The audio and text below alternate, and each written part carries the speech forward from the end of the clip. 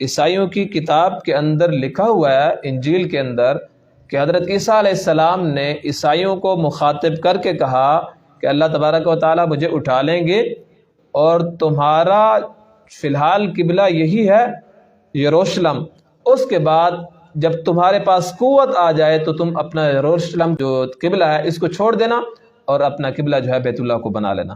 لیکن آج تک عیسائیوں نے اس قبلے کو قبول نہیں کیا اور خانہ کعبہ کی طرف منہ کر کے نماز نہیں پڑھی۔ عیسائیوں کا جو قبلہ ہے نا وہ صخرہ کی طرف، گنبد صخرہ کی طرف منہ کر کے نماز پڑھتے ہیں۔ یہ جو گنبد بنا ہوا ہے اس طرف منہ کر کے نماز پڑھتے ہیں، عیسائیوں کا یہ والا قبلہ ہے۔ کیونکہ بیت المقدس کے اندر مختلف قسم کے وہاں پہ گنبد ہیں، مختلف قسم کے مینار ہیں، اس کو گنبد صخرہ کہتے ہیں۔ اس کے علاوہ ایک اور ہے جو سرمئی رنگ کا ہے، کالے رنگ کا ہے، وہاں پہ جو اصل جگہ ہے وہ وہی ہے۔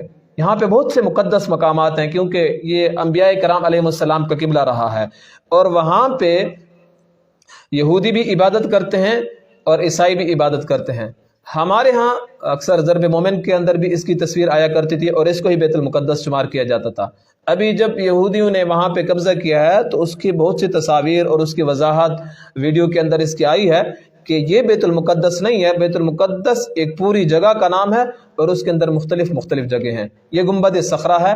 نبی کریم صلی اللہ علیہ وسلم جب معراج پہ جا رہے تھے تو نبی علیہ السلام نے سفر کی ابتدا یہاں سے کی تھی۔ اس کو گنبد صخرہ بھی کہتے ہیں اور اس کو گولڈن گنبد بھی کہتے ہیں کیونکہ اس کے اوپر ایک سنہری رنگ لگا ہوا ہے۔ تو عیسائی اس طرح منہ کر کے نماز پڑھتے ہیں۔ اس کے ساتھ ایک اور جگہ بھی ہے جس کو بیت اللحم کہتے ہیں، جہاں پہ حضرت عیسیٰ علیہ السلام کی پیدائش ہوئی، بیت اللحم۔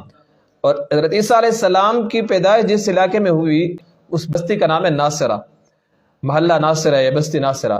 عیسائیوں کو اس لیے نصارہ بھی کہا جاتا ہے۔ تو بہرحال عیسائیوں نے بھی اس طرف رخ کر دیا اور یہودی بھی اس طرف رخ کر کے نماز پڑھتے ہیں۔